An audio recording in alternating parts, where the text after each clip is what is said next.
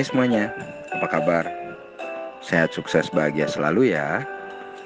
Jangan lupa subscribe, nyalakan lonceng notifikasinya, like, dan juga share ke teman, sahabat, saudara, keluarga, pasangan Anda, dan juga ke platform media sosial Anda, Facebook, Instagram, maupun ke grup-grup WhatsApp yang Anda miliki, supaya kami dapat lebih berkembang dalam memberikan insight, edukasi di bidang investasi, mindset, maupun pasar modal. Yuk kita mulai.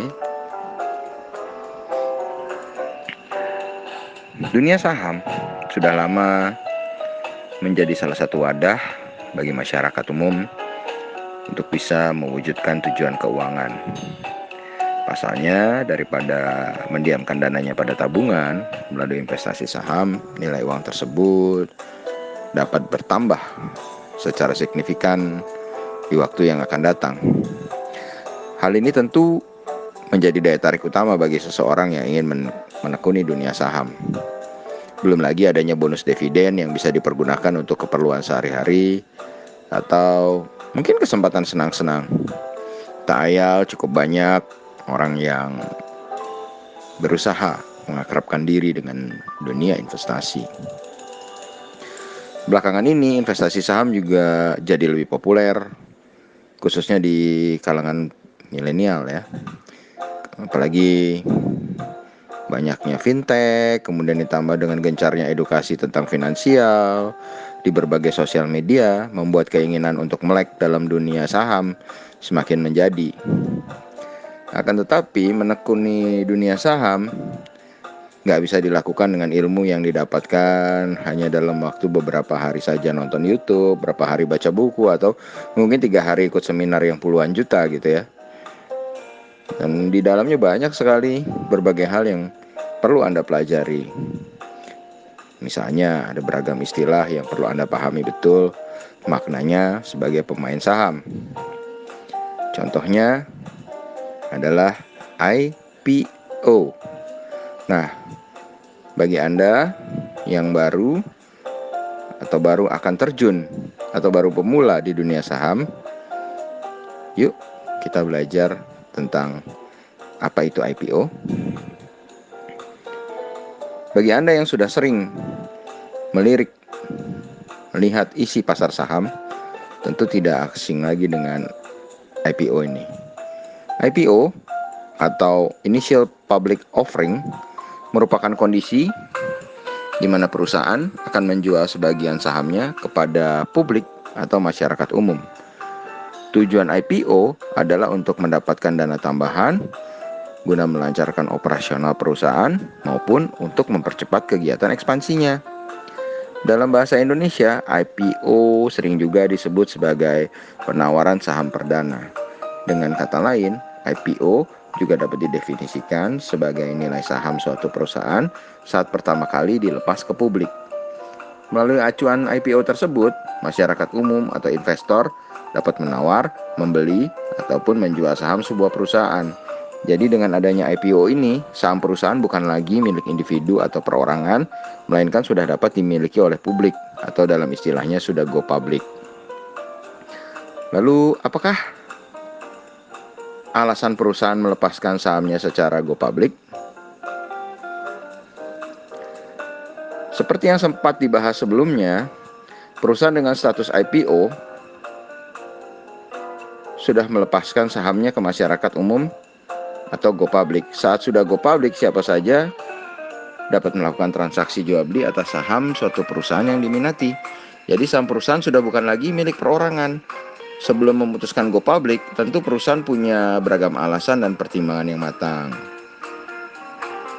Soalnya melepas saham ke publik berarti bahwa sebagian kepemilikan atas perusahaan tersebut akan menjadi milik publik kan. Dalam hal ini adalah Anda, para investor yang membeli saham perusahaan tersebut. Lantas, apa sih yang melatar belakangi perusahaan go public? Yang pertama dan utama, tentu perusahaan sedang membutuhkan tambahan dana atau modal untuk kepentingan operasionalnya, tanpa harus meminjam ke bank. Bisa jadi modal yang didapatkan dari penjualan saham tersebut dapat digunakan untuk menekan jumlah utang atau beban pinjaman yang dimiliki. Tambahan modal juga dapat berarti bahwa suatu perusahaan berencana untuk melakukan ekspansi sehingga dapat meningkatkan baik jangkauan konsumen maupun jangkauan produksinya. Gak hanya itu, dengan melepas saham di bursa, popularitas perusahaan tersebut juga akan turut meningkat di kalangan masyarakat, terutama para investor. Cara ini juga dapat meningkatkan likuiditas yang dimiliki oleh perusahaan. Yang kedua, meningkatkan nilai yang dimiliki perusahaan. Alasan lainnya adalah agar nilai yang dimiliki perusahaan dapat meningkat. Saat melakukan go public, nilai perusahaan akan lebih berpeluang untuk meroket di masa yang akan datang. Hal ini bisa terjadi jika perusahaan mampu meningkatkan kinerjanya secara optimal, sehingga nilai saham yang dimiliki oleh para investornya juga akan ikut bertambah. Berikutnya, potensi untuk bertumbuh lebih pesat. Alasan perusahaan melepas sahamnya ke publik adalah agar bisa mendapatkan potensi untuk tumbuh lebih pesat lagi. Sebenarnya, perusahaan mampu memanfaatkan dana internal, misalnya untuk ekspansi. Namun biasanya prosesnya akan memakan waktu yang lebih lama dan hasilnya juga lebih terbatas. Nah, dengan mendapatkan suntikan dana dari investor, kegiatan ekspansi dapat segera dilakukan dan hasilnya pun akan menjadi lebih maksimal. Peluang perusahaan untuk bisa berkembang dengan jauh lebih pesat juga semakin membesar. Jadi nilai saham yang dimiliki oleh investor turut meningkat juga dan semua pihak yang bersangkutan akan diuntungkan. Terus gimana sih sebenarnya mekanisme IPO itu?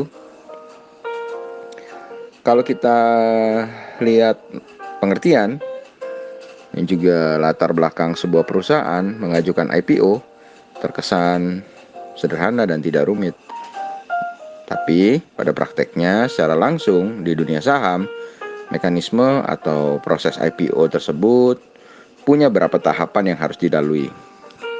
Pastinya sebelum bisa menjual sahamnya ke publik, perusahaan harus bisa melewati seluruh mekanisme pengajuan IPO. Yang pertama, due diligence meeting. Mekanisme pertama yang harus dilakukan adalah mengagendakan pertemuan bersama emiten atau pemilik perusahaan dan saham. Biasanya pertemuan tentang IPO ini disebut due diligence meeting. Dalam rapat ini, pihak yang terkait dan harus menghadirinya meliputi pemilik saham atau emiten, underwriter atau perusahaan sekuritas, appraiser atau penilai aset perusahaan, konsultan hukum, serta auditor independen. Dengan begitu, keputusan akan disetujui atau tidaknya perusahaan untuk melakukan go public bisa didapatkan berdasarkan hasil meeting tersebut. Jadi, tadi pemilik sahamnya, sekuritasnya, appraisernya, konsultan hukum, dan auditor independen. Tahap kedua adalah public expose dan roadshow. Jadi perusahaan perlu memperkenalkan IPO saham melalui kegiatan yang disebut public expose dan roadshow. Dalam kegiatan tersebut, perusahaan dapat melakukan presentasi mengenai prediksi perkembangan serta pertumbuhan perusahaan di waktu yang akan datang kepada para calon investor. Dengan begitu, investor akan lebih tertarik untuk menanamkan modalnya ke perusahaan tersebut. Yang ketiga adalah mekanisme book building. Jadi, maksud dari mekanisme ini adalah investor yang berminat memiliki sebagian saham perusahaan tersebut akan melakukan penawaran. Penawaran tentang saham tersebut bisa perihal harga maupun jumlah saham yang akan dibeli nantinya. Pada tahap mekanisme ini, tidak jarang perusahaan akan mengalami oversubscribe atau jumlah saham yang dipesan oleh calon investor melebihi yang ditawarkan perusahaan. Hal ini secara langsung akan mempengaruhi harga jual sahamnya untuk menjadi semakin mahal. Sebaliknya, saat minat investor tidak sesuai target, perusahaan akan mengalami kondisi yang disebut undersubscribe. Jadi mau tidak mau perusahaan harus menurunkan harga jualnya agar sahamnya lebih menarik minat beli dari para calon investor. Nah, mekanisme yang terakhir, setelah diketahui minat investor untuk membeli sahamnya, perusahaan dapat menentukan harga jualnya. Pastinya, harga jual ini akan ditentukan berdasarkan jumlah saham yang tersedia dengan jumlah peminatnya. Dalam tahap ini, proses penentuan harga saham merupakan tanggung jawab dari perusahaan sekuritas yang nantinya harus disetujui oleh emiten perusahaan. Nah,